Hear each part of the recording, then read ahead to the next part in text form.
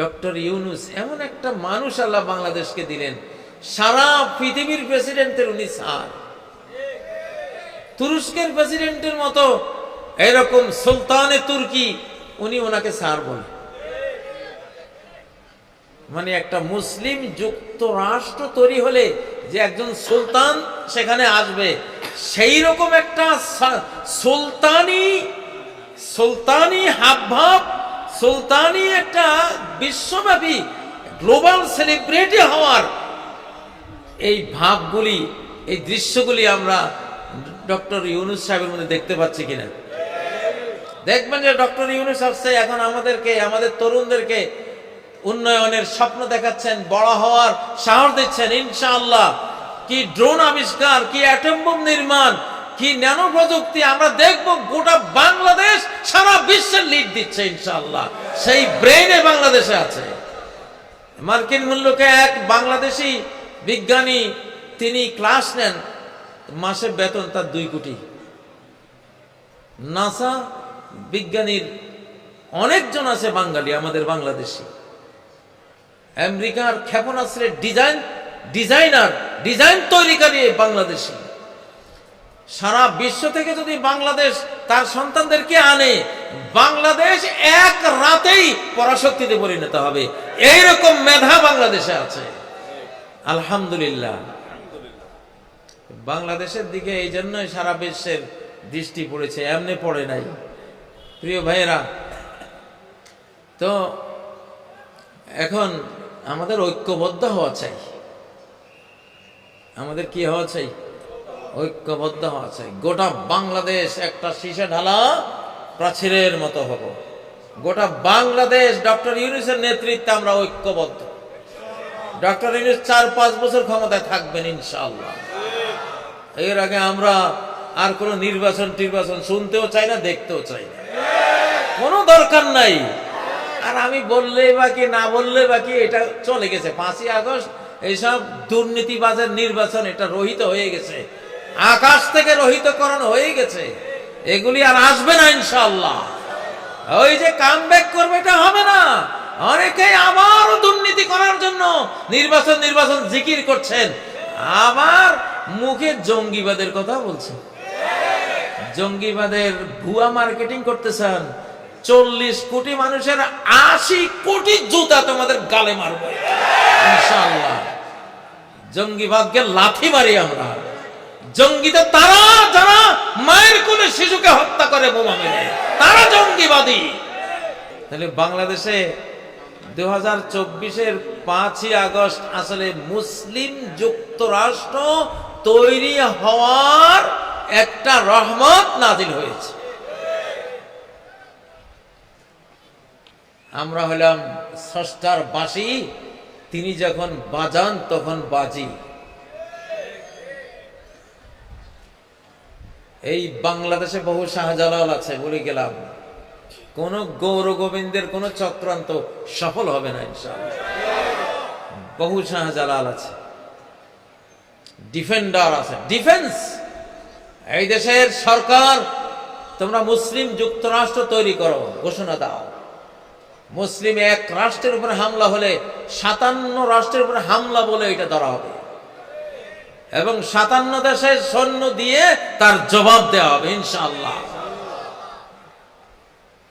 এবং বাংলাদেশ থেকে এটা সূচনা হয়েছে, মুসলিম বিশ্বায়নের সূচনা। আল্লাহ তাআলা বাংলাদেশকে কেন চুজ করেছেন? এত তরুণ কোন মুসলিম দেশে নাই, এত বুদ্ধিদীপ্ত তরুণ পৃথিবীর কোন দেশে নাই। দুনিয়া বুঝে 2 কোটির মতো মানুষ সারা বিশ্বে ছড়ানো, গোটা পৃথিবীটাই যেন বাংলাদেশের হাতের মুঠে এখন। এই জন্যই সারা বিশ্ব নেতারা এখন বাংলাদেশ মুখী আলহামদুলিল্লাহ। কিছু একটা আছে এখানে, কিছু একটা, কার ভিতরে কি আছে বলা যায় না। এখন এটা বাংলাদেশের ব্যাপারে খাটে, বাংলাদেশের ভিতরে যে কি আছে এটা এখন বলা যায় না। এখানে বিশাল একটা কিছু আছে আলহামদুলিল্লাহ। গাজওয়াতুল হিন্দের রণক্ষেত্র তো এই বাংলাদেশ। 17 বছর গাজওয়াতুল হিন্দের মধ্যেই ছিলাম। এখনো হিন্দুস্তান বসে বসে 24 ঘন্টা আমাদের বিরুদ্ধে মিডিয়া যুদ্ধ চলছে কিনা? এটা গাজওয়াতুল হিন্দের প্রোপাগান্ডা পার্ট, এটা চলছে, চক্রান্ত যুদ্ধ চলছে কিনা, চলছে। এটা এখনো আবার কামব্যাক, আবার ফিরে আসতেছে ফ্যাসিবাদ। এইসব ভুয়া কথার একেবারে চতুর্দিকে প্রচার চলছে কিনা, চলছে। তো আমরা তো ইনশাআল্লাহ হিন্দুস্তান বিরোধী যুদ্ধের গাজী যুদ্ধ আমরা চাপিয়ে দিচ্ছি না, তারা চাপিয়ে দিচ্ছে আমাদের উপরে, ঠিক নয় কি? বাংলাদেশে একটা শক্তি হলেই ভারত মনে করে এটা আমার জন্য হুমকি, ঠিক নয় কি?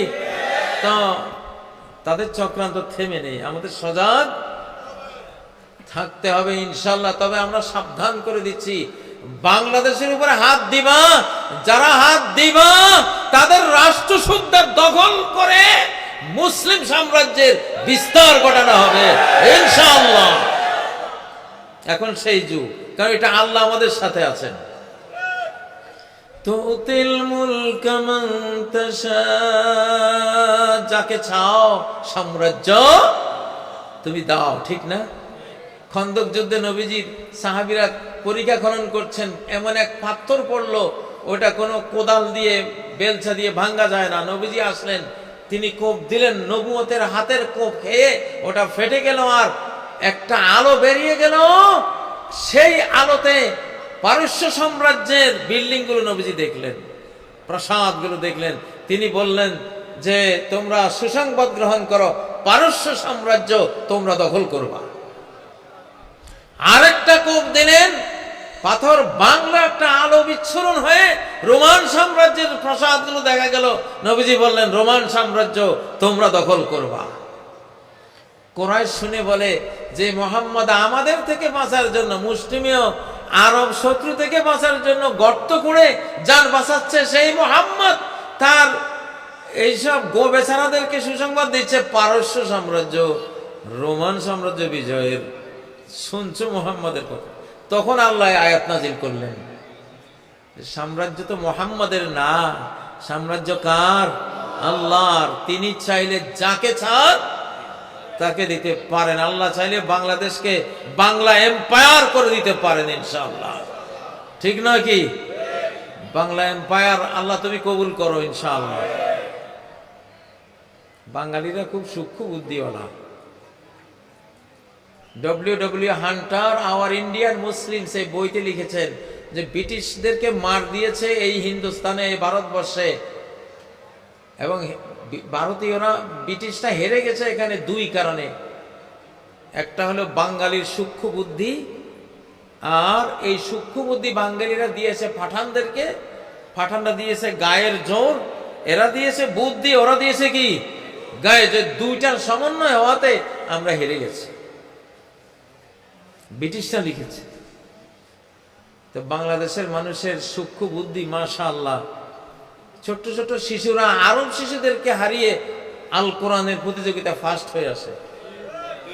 ছোটখাটো বিষয় না, কোরআন প্রতিযোগিতায় যে জাতি ফার্স্ট হয় সর্ব বিষয়ে তারা ফার্স্ট হওয়ার ক্ষমতা রাখে, সর্ব বিষয়। ইনশাআল্লাহ আমরা জেগে উঠেছি ইনশাআল্লাহ। আমাদের মুসলিম যুক্তরাষ্ট্র জন্ম হয়ে গেছে আমি মনে করি। আমাদের বাংলাদেশের বর্গ কিলোমিটার কত? 4,17,00,000 প্লাস। বাংলাদেশ কত বড়? বাংলাদেশের সীমানা, এটা যদি মুসলিম জাহানের অংশ হয়, মুসলিম জাহানের সীমানা হলো 4,17,00,000 প্লাস বর্গ কিলোমিটার। পৃথিবীর কোন সাম্রাজ্যের এত বড় সীমানা নাই, এত বড় বিস্তীর্ণ ভূমি নাই, মুসলিমদের আছে। সামনে 7 মহাদেশ জড়ো হবে ইনশাআল্লাহ প্রিয় ভাইয়েরা। তবে এই মুসলিম যুক্তরাষ্ট্র তৈরি করব আমরা ঈমান দিয়ে, কি দিয়ে? লা ইলাহা ইল্লাল্লাহ দিয়ে।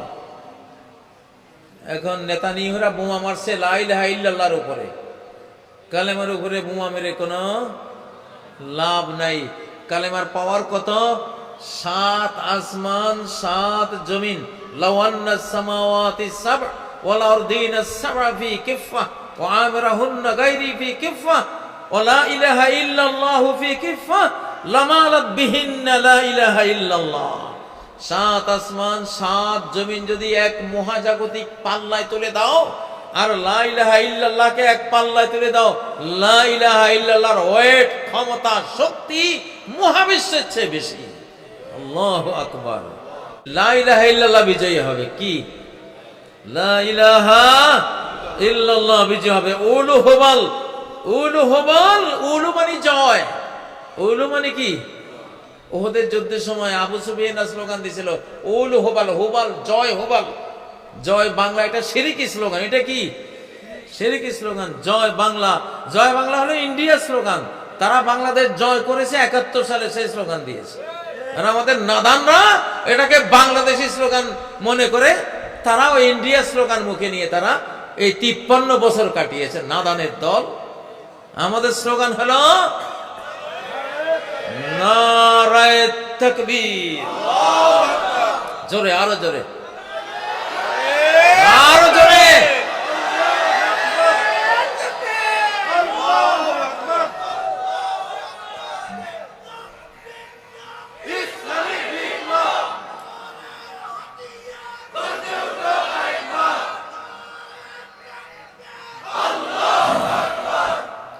সুলতান সালাহউদ্দিন আইয়ুবী ক্রুশের যুদ্ধের সময় শেষ রাতে ঘুরতেন সৈন্য বেড়াকে, আনাচে কানাচে ঘুরতেন।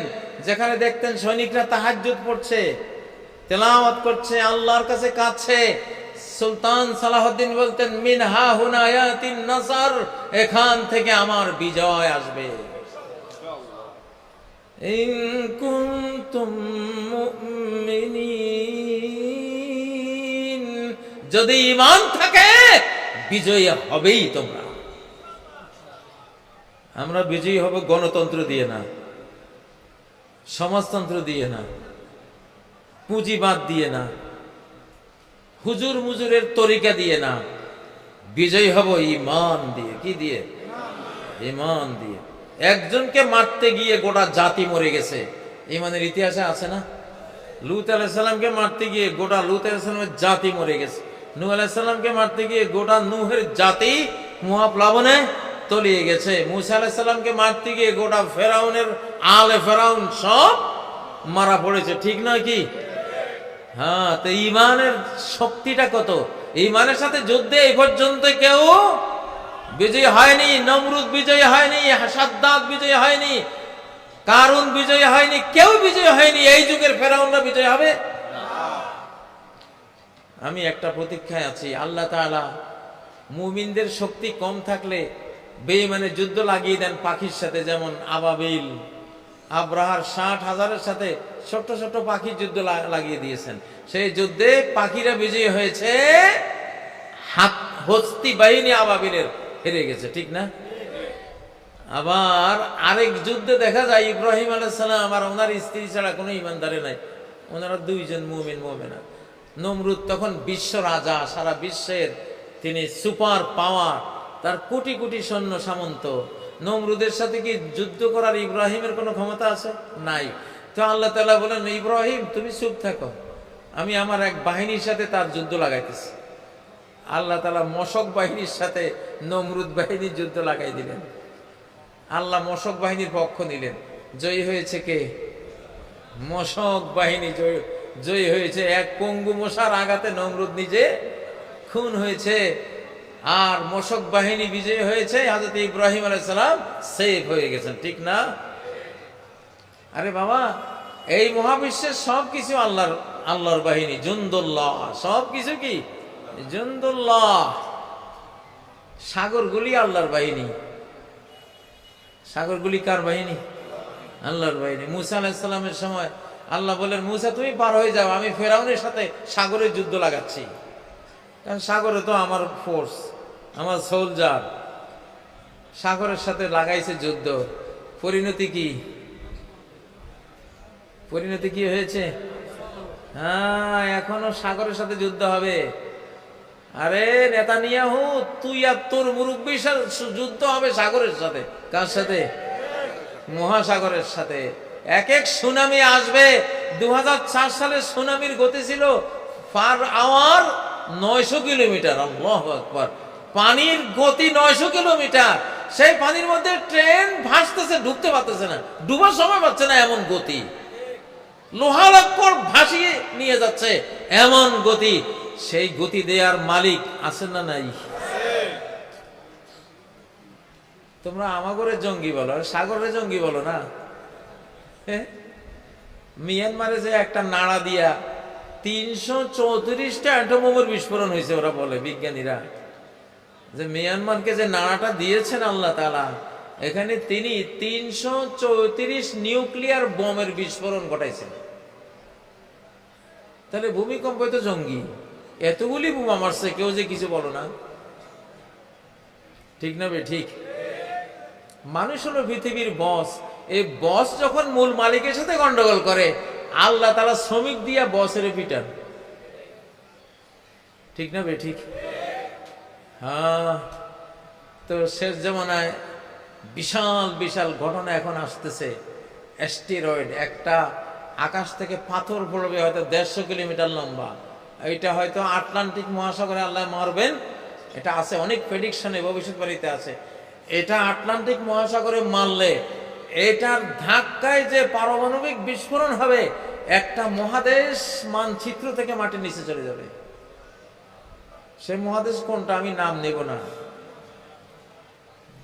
যেদিন আপনারা শুনবেন, আর বিশ্বের সব ব্যবসায়ীরা কাঁদবে, যাহারে ওয়ার্ল্ড ট্রেড সেন্টার তো ওই মহাদেশে ছিল, সব ব্যাংক ব্যালেন্স, যা রুজি রোজগার সব ওইখানে ছিল। মুলুকুল আরদ তাবকি তানুহু আলাইহিম মুলুকুল আরদ প্রেডিকশনে আছে, সারা পৃথিবীর রাজা মহারাজারা কাঁদবে যে আমাদের সব গেছে। অপেক্ষায় আছি ইনশাআল্লাহ, সংবাদ একদিন শুনবো। যারে কেউ মারতে পারে না, ওরে আল্লাহ মারে। যারে কেউ মারতে পারে না, ওরে কে মারে? আল্লাহ মানে। তো সে আল্লাহর কোরআনেতে এগুলি আছে। বেশি তাকাব্বুর করিস না নেতানিয়াহু আর তোর মুরব্বীরা, বেশি তাকাব্বুর করিস না, অহংকার করিস না, ইগো দেখাস না। মারের ছোটে, আকাশের মারের ছোটে আমান্তু কইয়া চিৎকার দিবি এক সময় ইনশাআল্লাহ। ঠিক না বে ঠিক? আর যারা এখন আমাদের সাথে গন্ডগোল করে, আমি জানি সব খ্রিস্টান ইসলাম কবুল করে ফেলবে ইনশাআল্লাহ। খ্রিস্টানরা একটু বুলা বলা ভালো টাইপের। ওই মিনাহলিল কিতাবি ইল্লা লা ইউমিনান্না, সমস্ত আহলুল কিতাব, খ্রিস্টান বিশেষ করে, সবাই ঈমান নিয়ে আসবে। ঈসা আলাইহিস সালাম যখন আসবেন, ওই সময় পুরা খ্রিস্টান জাহান, আমেরিকা, ইউরোপের সব খ্রিস্টানরা মুসলমান হয়ে যাবে ইনশাআল্লাহ।